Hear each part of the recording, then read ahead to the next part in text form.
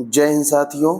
इस वीडियो में हम आगामी सभी परीक्षाओं यूपीपी, यूपीएसआई, आरओ और भी ऐसी परीक्षाएं जिसमें हिंदी पूछी जाती हैं, उससे संबंधित यहाँ पर हम एक पर्यायवाची का अनोखा ट्रिक लेकर आए हैं।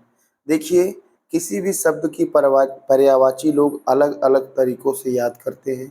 पहला तरीका तो सुबह से शाम तक 2-3 बार रटेंगे, फिर 3 बार रटने के बाद तीसरे दिन वो आपके दिमाग से गायब हो जाएगा। दूसरा तरीका लोग क्या करते हैं, उसका कोई वाक्य में ट्रिक बनाते हैं, लेकिन वो भी आपका काम नहीं आने वाला है। तो कुल मिला-जुला के अगर हम इसके सबसे बेहतरीन ट्रिक की बात करें, तो आप शब्दों को तोड़ना सीख लीजिए। अगर आप शब्दों को तोड़कर, शब्दों को एक दूसरे से कनेक्ट करके कॉन्सेप्चुअली उसका अर्थ एक बार ईमानदारी से समझ लेते हैं, तो आपको हम विश्वास दिलाते हैं कि आजीवन आपको ये पर्यायवाची नहीं भूलेगा। यहाँ पर हम कुछ शब्दों की पर्यायवाची आपको दिखाएंगे और साथ ही कैसे आपको याद करना है, तोड़ के हम सिखाएंगे। तो आप सभी लोग वीडियो को पूरा ध्यान से देखें और वीडियो देखने के बाद आपको कैसा लगा कमेंट करके ज़रूर बताएं। तो आइए बिना देर किए हुए वीडियो की शुरुआत करते हैं। सबसे पहले यहाँ पर देखिए, पर्यायवाची में हम लोग शिव की मतलब शंकर के पर्यायवाची की बात करेंगे और हर शब्दों का अर्थ जानेंगे। तो आपको पेन और पेपर लेने की आवश्यकता नहीं है, सिर्फ आप ध्यान से सुने, 1 से 2 बार से 3 बार ध्यान से सुन लें, आपको कभी नहीं भूलेगा। देखिए, इनका पहला पर्यायवाची होता है शंकर। ये तो एक नॉमिनल है, हर कोई जानता है, तो इसको रटने की कोई आवश्यकता है नहीं। दूसरा आपका है त्रिलोचन। लोचन का मतलब आँख होता है, त्रि का मतलब 3, तो जिसकी 3 आँखें हो, इनके 3 आँखें हैं। नेक्स्ट है मदनार। मदनार में मदन और अरि शब्द का प्रयोग हुआ है। अरि का मतलब होता है दुश्मन, और यहाँ पर आगे देखिए रिपु शब्द का प्रयोग हुआ है, तो अरि और रिपु दोनों का मतलब होता है दुश्मन। ये जो मदन है, जो कि कामदेव का पर्यायवाची है, ये शंकर के दुश्मन कहे जाते हैं। क्यों कहे जाते हैं? शंकर जी ध्यान में थे, ये जो है उनके सामने तमाम तरह के क्रियाकलाप करके उनके ध्यान को भंग करने की कोशिश कर रहे थे। उसी समय शंकर जी गुस्सा होते हैं, उनकी तीसरी आँख खुलती है और ये कामदेव भस्म हो जाते हैं। इसीलिए इनको मदनारी भी कहते हैं, मदन रिपु भी कहते हैं। आपको किसी भी शब्द में अरि या रिपु शब्द दिख जाए, तो उसका मतलब आप क्या समझेंगे?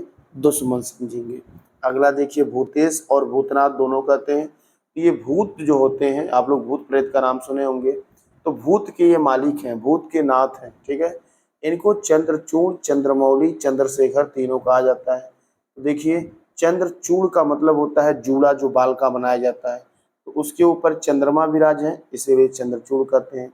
मौली का मतलब भी होता है वही शिखर, चोटी होता है, तो इसीलिए इन्हें चंद्रमौली कहते हैं। और शेखर का मतलब शिखर होता है, तो तीनों इनका नाम कहा जाता है। गिरीश, गिरी मतलब पर्वत होता है, ये पर्वत के मालिक कहे जाते हैं, इसीलिए इनको गिरीश कहते हैं। महेश, महाधनीश मतलब ईश का मतलब भगवान होता है, ऐसे भगवान जो महान हैं उन्हें महेश कहेंगे। पशुपति, जो पशु हैं उनके भी ये मालिक कहे जाते हैं, इसीलिए पशुपति कहते हैं। नीलकंठ, आप सभी को मालूम है कि जब समुद्र मंथन से विष निकला था, तो उस विष को इन्होंने अपने कंठ पर लिया था, इसीलिए इन्हें नीलकंठ कहते हैं। रुद्र का मतलब होता है क्या? जो देखने में भयानक लगे, डरावना लगे, तो इनका जो है आकार, आकृति, रूप वो रुद्र है। उमापति, उमा पार्वती को कहते हैं, तो ये उनके पति हैं, इसीलिए उमापति कहते हैं।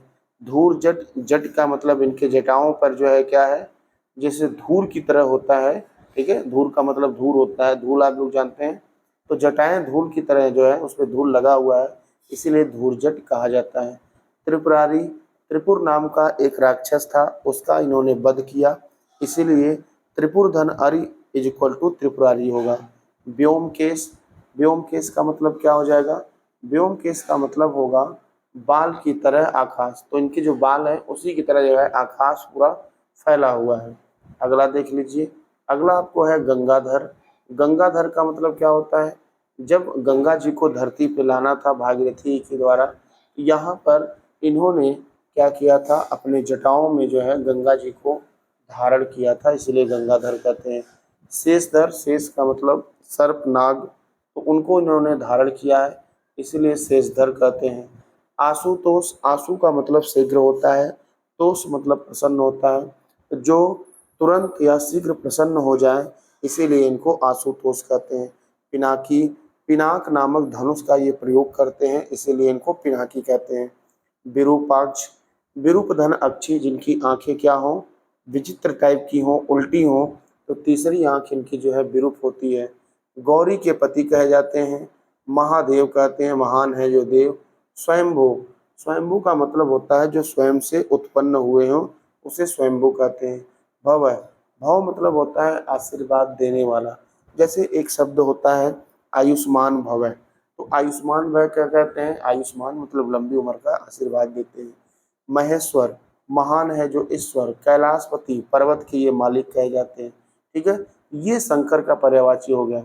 हमने जो बोला, आप ध्यान से वीडियो को 1 से 2 बार देखेंगे, उसके अर्थ को समझ जाएंगे तो हम आपको गारंटी देते हैं ये पर्यायवाची आपको दोबारा नहीं भूलेंगे, ना ही दोबारा पढ़ने की आवश्यकता है। शैलजा, शैल का मतलब क्या होता है, पर्वत। पार्वती का पर्यायवाची हम लोग पढ़ेंगे। और जा का मतलब होता है, ज का मतलब जन्म लेने वाला, और जा का मतलब जन्म लेने वाली पुत्री, इसीलिए इनको शैलजा कहते हैं। ये पर्वत की क्या है, पुत्री हैं।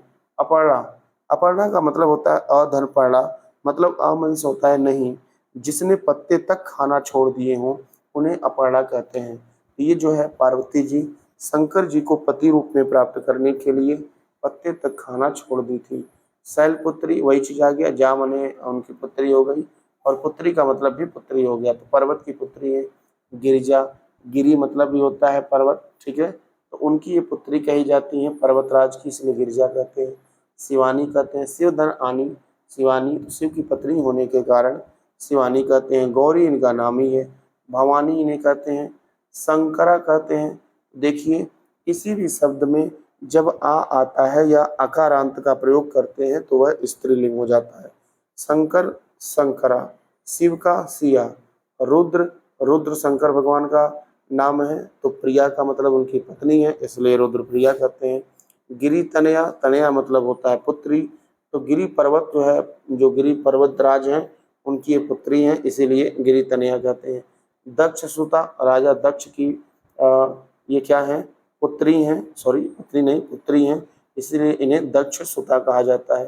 हेरम्ब जन्नी, हेरम्ब गणेश का पर्यायवाची होता है, तो उनकी माता होने के कारण इन्हें हेरम्ब जन्नी कहा जाता है।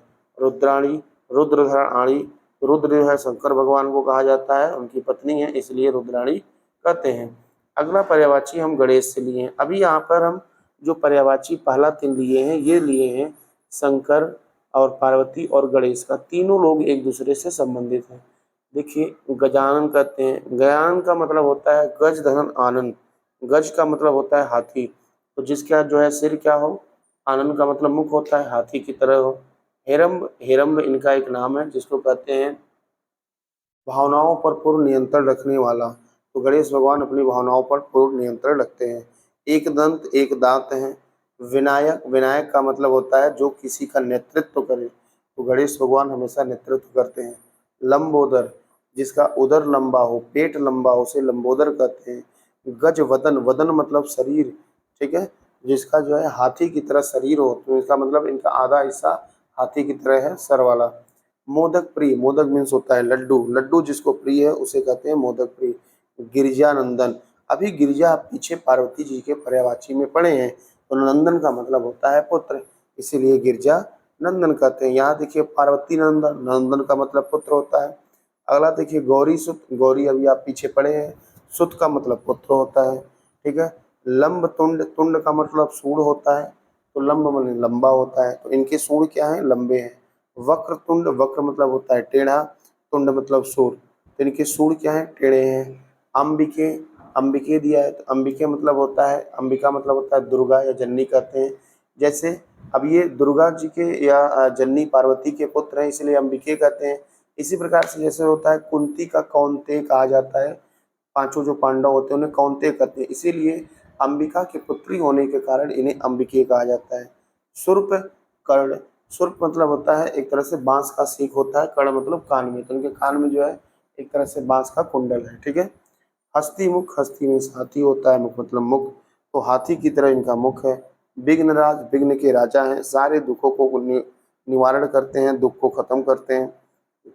महाकाय, इनकी शरीर जो है काफी विशाल है, इसीलिए महाकाय कहते हैं। गणपति, गणों के ये पति कहे जाते हैं। गण मतलब जैसे मनुष्य गण हो गए, देव गण हो गए, समूह गण हो गए, तो सबके ये पति हैं, मालिक हैं। मोददाता, मोद का मतलब होता है खुशी या आनंद, तो खुशी या आनंद प्रदान करने वाले को मोददाता कहते हैं। अग्रपूज्य, अग्रपूज्य क्या मतलब होता है, जिनको सबसे पहले पूजा जाए, ठीक है। आदि पूज्य, आदि का मतलब भी होता है सबसे पहला, तो सबसे पहले जिनकी पूजा होती है उसे आदि पूज्य कहते हैं। आप इस तरह से यदि शब्दों को तोड़कर उनके अर्थ को, रियल स्टोरी को समझ लेते हैं, तो हम आपको विश्वास दिलाते हैं एक बार, दो बार, तीन बार देखने के बाद आपको दोबारा इसको पढ़ने की आवश्यकता नहीं होगी। आज हमने इस क्लास को एक तरह से डेमो के रूप में रखा है, और यहाँ पर अभी हम जो है 3 पर्यायवाची आपको हम बताए हैं। तो इस वीडियो को पूरा यदि आप देख चुके हैं, तो आप अपना कमेंट जो है ज़रूर करें, आपको वीडियो कैसा लगा। इसमें यदि आपको कुछ भी डाउट हो तो आप बिल्कुल पूछ सकते हैं। साथ ही आप चैनल को सब्सक्राइब करके रखें। डेली हम ऐसे तमाम शब्दों के जो है ट्रिक अपलोड करेंगे। साथ ही वीडियो को अधिक से अधिक शेयर करें। पूरा वीडियो ध्यान से देखने के लिए आपका बहुत बहुत आभार।